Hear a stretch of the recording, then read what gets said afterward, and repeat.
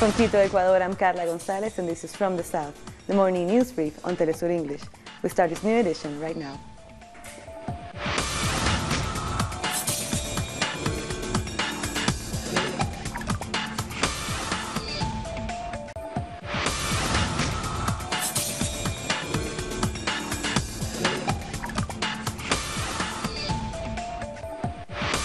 The court's ruling is a judicial force.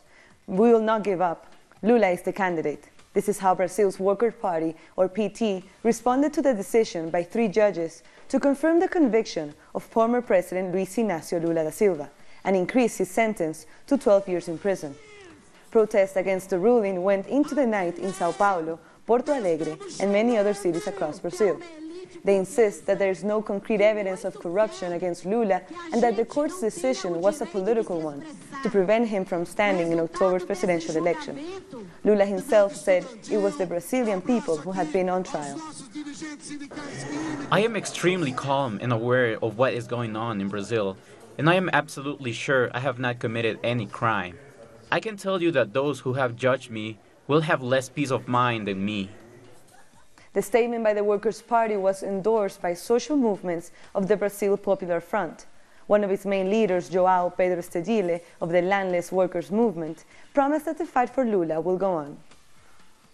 Y él será candidato, pase lo que pase en Porto Alegre. Lula will be a candidate despite the result in Porto Alegre. We need to mobilize, to campaign from August to October, and our campaign will be rooted in the politics and ideology of the working class. We can say certainly that we are going to make Lula a candidate and we are going to win the election.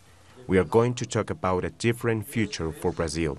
It will be a popular government. It will make structural changes as long as the masses participate in the electoral campaign and continue to mobilize. The court's decision came after almost 7 hours of its hearing in Porto Alegre. Outside, thousands protested.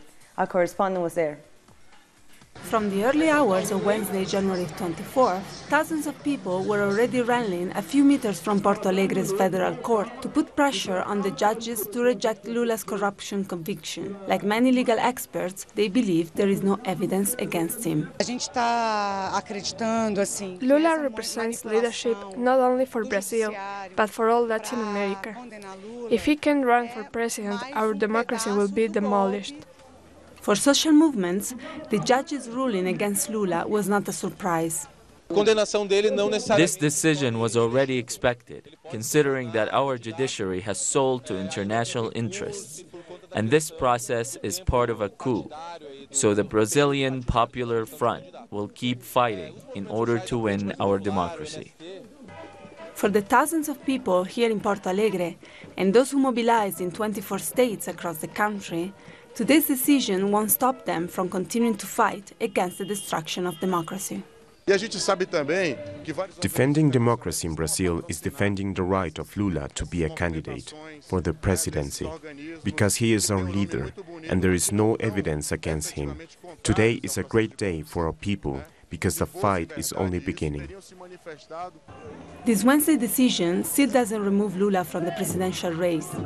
In the next few days, his defense team will appeal to have the court's decision annulled, while Lula's supporters say they will step up the mobilizations and protest. They say an election without Lula is a fraud. And another of our correspondents in Porto Alegre, André Vieira, has more details on the court's ruling and its implications. Former Brazilian President Luis Inácio Lula da Silva has lost his appeal against a 2017 corruption accusation. After 2 of the 3 appeal court judges in the case voted to uphold the decision of a lower court and also extended the sentence to 12 years in prison. Lula's defense expected these decisions since the judges had a conservative profile. After the sentence, social movements in Porto Alegre refused to recognize the court's decision. They said they will keep mobilizing and protesting with the people to demand justice and denounce a political persecution against Lula da Silva. The Workers' Party announced a meeting in Sao Paulo to analyze the court's decision and to start a new strategy to fight against Lula's conviction. Many countries in Latin America and around the world have rejected this persecution and criticized these attacks to the democracy of Brazil, a democracy that was previously assaulted by Michel Temer's government, and now they want to rule Lula out of towards presidential election because the former president is leading in the polls. Andre Vieira from Porto Alegre. And we spoke to sociologist Sabina Fernandez in Brasilia, who talked about the status of Lula's candidacy following this court's decision. The Lava Jato investigations are very biased, even though they do look into right-wing politicians. They don't go any further into those negotiations. The trial of Lula was clearly sped up in order to get in the way of him becoming a candidate. However, it is not precisely this trial that's preventing him from being a candidate in the presidential run. That would be the official Limpa law or the clean slate law. So I would call this a problem with the bias of the judiciary right now, but this is not necessarily stopping Lula from running just yet. And we also asked Sabina Fernandez about what happens now for Lula's Workers' Party. So we expect that he's going to be in his pre-campaign mode until the last minute possible. And then if his appeals are not successful and he's not going to be ineligible to be a candidate until all of his appeals fail. So if his appeals are not successful, then we expect that the Workers' Party is going to replace Lula with the Plan B candidate endorsed by Lula. We now move to Venezuela, where the Minister of Communication, Jorge Rodriguez, has rejected the statements of the Lima group, in which the government of Nicolás Maduro has been criticized for holding presidential elections by the end of April. The Bolivarian government of Venezuela, along with the Dialogue Commission, rejects the vulgar and disrespectful comments made by the so-called Lima group. The OAS Secretary, Luis Almagro, leads this illegal right-wing opposition group against the sovereignty of Venezuela. We repudiated the interventionist statements that intend to violate international law. This group tries to prevent at all costs the elections for April 20th of 2018. The Venezuelan government will not attend to foreign threats of any kind, and the more sanctions are made against our nation, the more elections will be held. Is there something more democratic than an election process? The formula that President Maduro found to face the violence of the opposition coalition in the months of April was to build a peaceful electoral process. The Bolivarian government will take measures in defense of its sovereignty after the EU imposed new sanctions, according to Venezuelan Foreign Minister Jorge Rodriguez. We invite all the diplomatic members of the European Union to present a formal protest representing the Bolivarian government of President Nicolás Maduro after these unusual and inconvenient aggressions which go against the public intentional law. After the sanctions of the North American empire and the EU, the people of Venezuela will respond with democracy and presidential elections. Trinidad and Tobago and Venezuela are very close to a final energy deal. President of the Constituent Assembly, Jorge Rodriguez, led a delegation that met with Prime Minister Keith Rowley in Trinidad. The Venezuelan delegation included the President of PDVSA and the Vice Minister for the Caribbean. Both sides say they are very close to signing the final agreement. And we'll take a short break now. Join us again after this look at what our multimedia colleagues are reporting.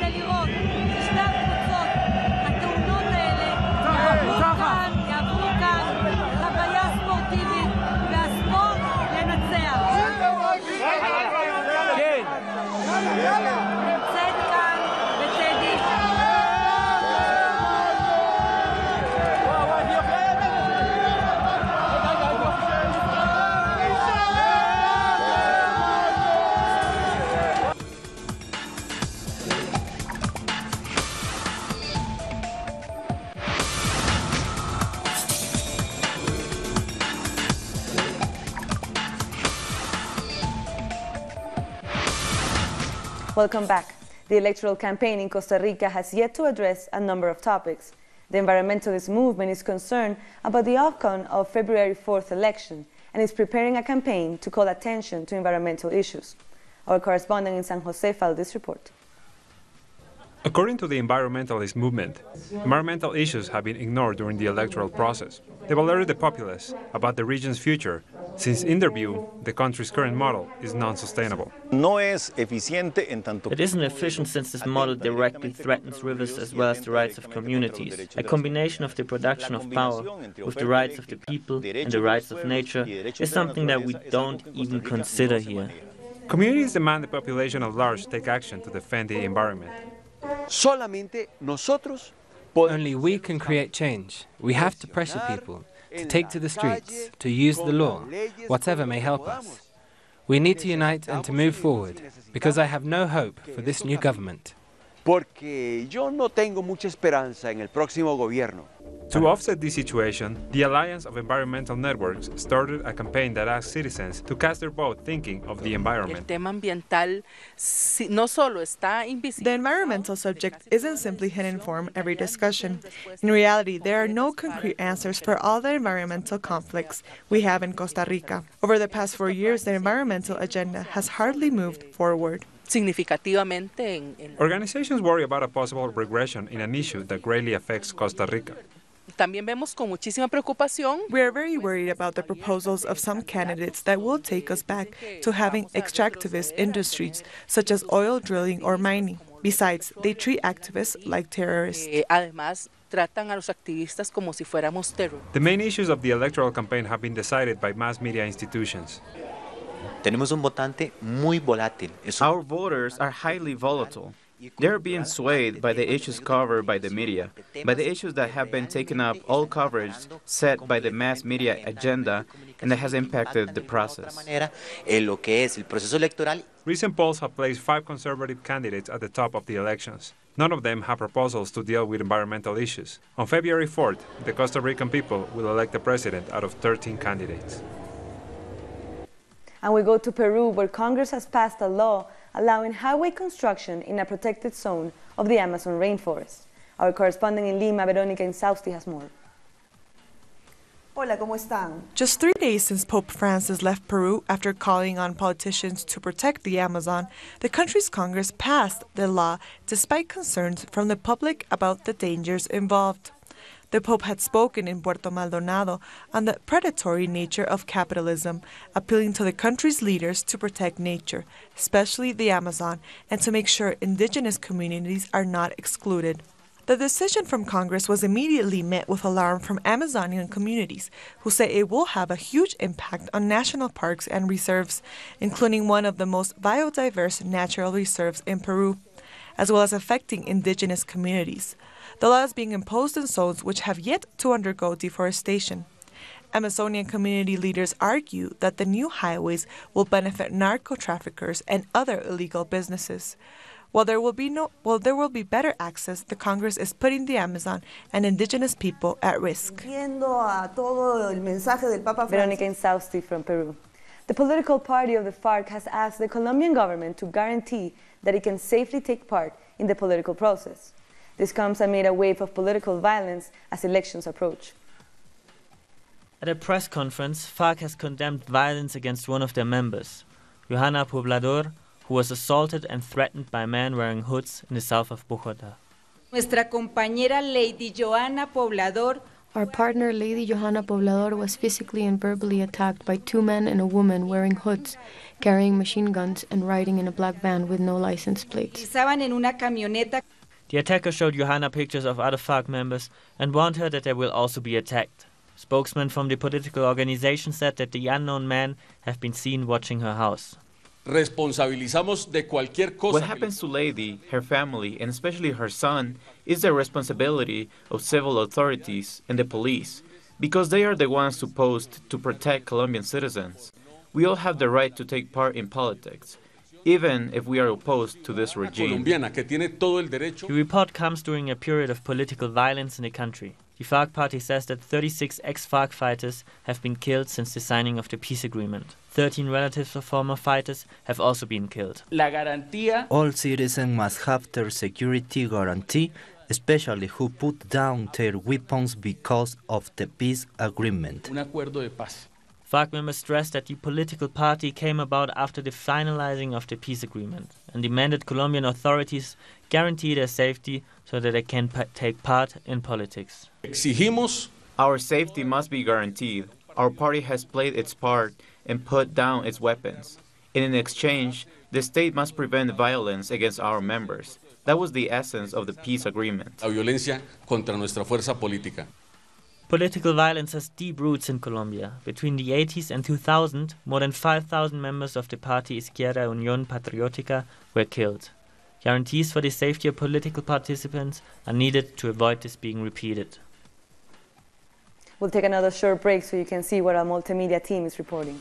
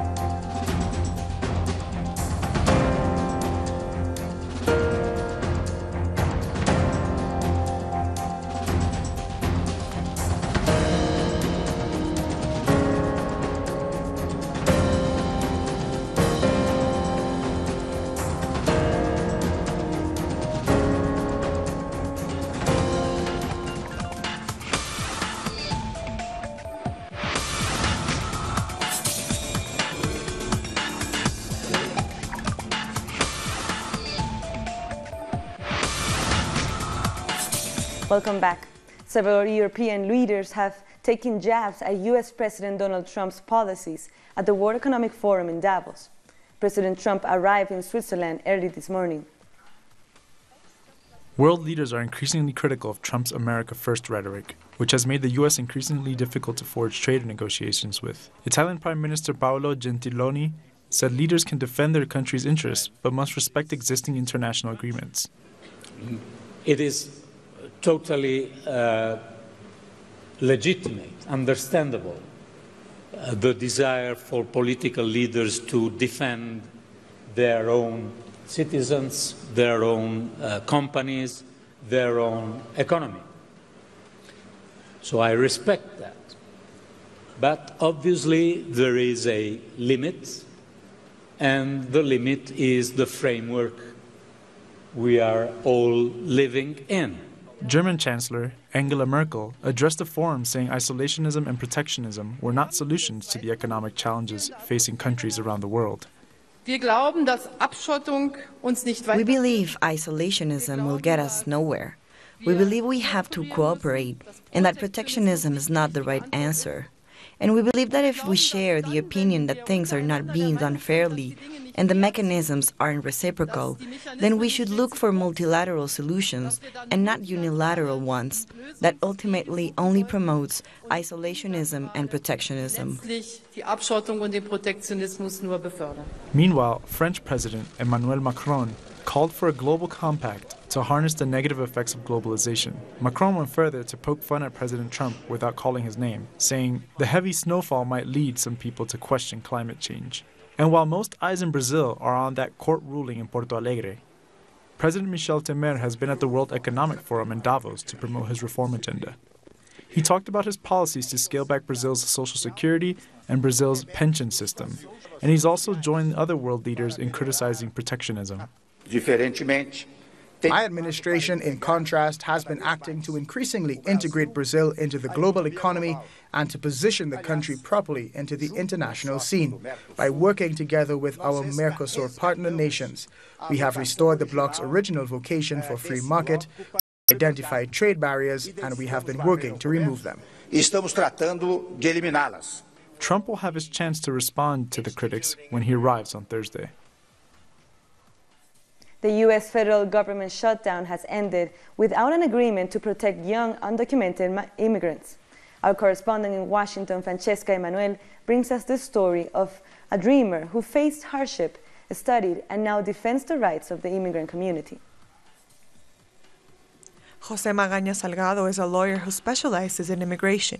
He graduated from Baylor, a top law school in Texas.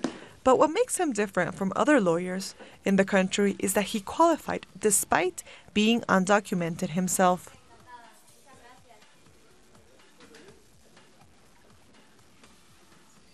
I arrived when I was 2 years old. We came to California from Mexico, and I have spent all of my life here. I grew up in Arizona until I was 28 or 29 years old. Then I went to law school in Texas, and now I live in Washington, D.C., and I'm a lawyer here. Jose's mother worked cleaning houses. Meanwhile, Jose overcame financial obstacles and reached a higher education. He is the first person in his family to get a university degree. Law school cost me more than $100,000, and I couldn't access federal loans. I had to take private scholarships and also work while I was at school. A lot of people say that you shouldn't work and study at the same time, but I had no option. I had to pay the rent. He has only been practicing lawyer for 5 years, obtaining the permit to live in the U.S. known as DACA. But this expires in October, leaving him at a risk of being deported. This is the only country I know. All of my family are here, and all of my friends, my house, my job. This is where I want to live, and I want to be totally a part of this country, but with papers. Jose advises a range of organizations that fight for the rights of immigrants. He's become a regular voice in the media whenever the issue of DACA and the situation of the 800,000 young beneficiaries arises. We want Republicans, Democrats, and this administration to come together to pass a law to help dreamers. But it's also important that the law doesn't harm other immigrants. We don't want a border that has more border agents, nor do we want the legal immigration channels to close for other immigrants. We don't want children who are living here from Central American countries to be sent back to their country of origin to meet their death. Turkey's military operation against the Kurdish People's Protection Union continues into its 6th day. Turkey extended the incursion into the region of Afrin in northern Syria, raising the death toll on both sides of the border. 2 people were killed and 11 wounded after a rocket hit the Turkish town of Kilis. According to the local governor, the rocket hit 2 different locations, including a mosque during prayer time. I was at the mosque. When I left after my prayer, I arrived at my shop. In the next minute, a bomb exploded. I heard a loud noise. My house is here. I jumped out of my bed and went out. We were afraid. God bless our homeland. What can I say?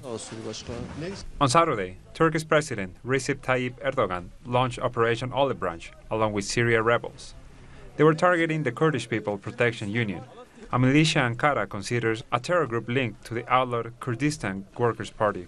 I doubt the humanity of those who support this organization, which has the blood of tens of thousands of children and women, as well as elderly and innocent people on their hands, and call Turkey an invader, let alone their pro-Kurdish socialism.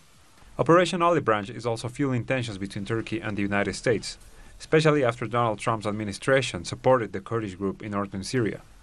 Officials from the U.S. State Department called on Turkey to de-escalate tensions with Syria. I can tell you we are very concerned about the situation in northwestern Syria. This is at the top of the Secretary's radar right now, in addition to many other people here at the State Department and in the U.S. government as well. We do not want to see any kind of escalation. Meanwhile, hundreds took to the streets in Syria, Greece and Germany to protest against the Turkish military offensive and call Erdogan a traitor. Down with Erdogan, the killer. Down with Erdogan, the traitor. We tell him every olive tree in Afrin will give birth to a child, and should anyone try to violate the olive trees, then every olive will turn into a bullet against the Turkish terrorists. Turkish officials described the operation as an open-ended cross-border campaign and said it would continue until Syrian refugees in Turkey could safely return home. Now here are some other stories from around the world. Syria's Foreign Minister Faisal Mekdad has told the BBC that the country will, quote, act accordingly in response to Turkey's invasion in northern Syria. His comments comes on the 6th day of Turkey's air and ground Operation Olive Branch in the Afrin region of northern Syria. The operation has opened a new front in Syria's multi-sided civil war as President Tayyip Erdogan vowed to extend Turkey's military operation in Syria to the town of Manbij. President of the United States Donald Trump says for the first time that he is prepared to be questioned by investigators over alleged Russian meddling in the 2016 U.S. elections. Speaking to reporters at the White House, Trump said he was looking forward to it. The questioning could be conducted face-to-face, via writing, or a combination of both. In Davos, Zimbabwe's new president, Emmerson Mnangagwa, says that the country will go to the polls before July. This will be the first election since former President Robert Mugabe was ousted after 37 years in power. Emmerson says that the elections will be free and fair. We said we abide by the results. We are very clear. The purpose of an election is to have the electorate select a team of a team of persons whom they think addresses their challenges and their needs. If we lose elections, that's it. Whichever party wins the election will proceed to take the reins of power. United States diplomat Bill Richardson has resigned from an international panel set up to advise on the Rohingya crisis. Richardson claims the panel set up by Myanmar leader Aung San Suu Kyi was whitewashed, and he accused the Nobel Peace Prize winner of lacking moral leadership. Chinese scientists have announced their success in cloning 2 monkeys from somatic cells using the same technique that cloned sheep Dolly. The identical macaques were born several weeks ago at a laboratory in China. The scientists say the success means China will pioneer in disease and brain science research. The cloning of such non-human primates will offer a good animal model for the study of human diseases and health. It's a scientific research of pioneering significance made by Chinese scientists. At least 4 people were killed after a commuter train derailed near to the city of Milan, Italy during rush hour. Dozens of others were injured seriously, while some 100 more sustained light injuries. Emergency services officials said the cause of the accident was not immediately clear. And we've come to the end of this morning news brief. As you know, this and many other stories, you can find them on our website at telesurtv.net/English. And you can also follow us on social media, Facebook, Twitter, and Instagram. For Telesur English, I'm Carla Gonzalez. Thank you for watching.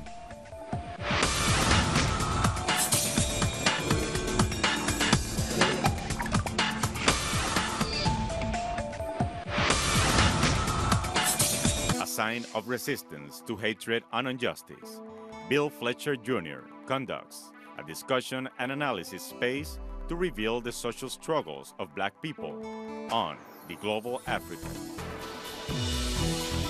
Wednesdays,